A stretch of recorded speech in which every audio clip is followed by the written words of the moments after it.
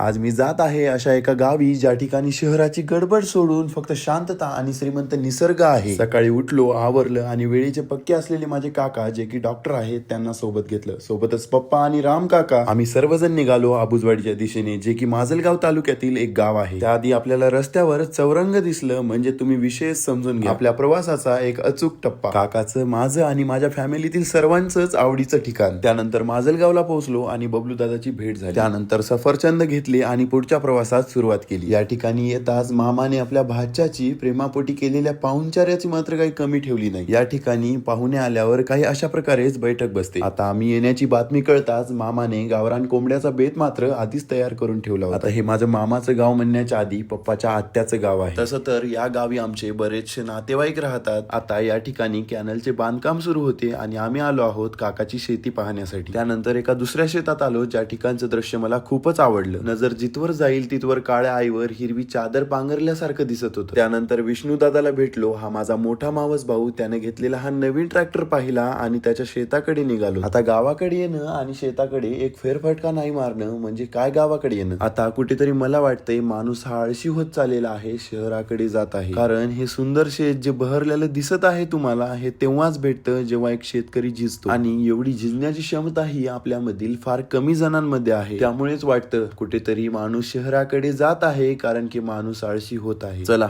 मग काय, भेटूया अशाच एखाद्या नवीन व्हिडिओ सोबत.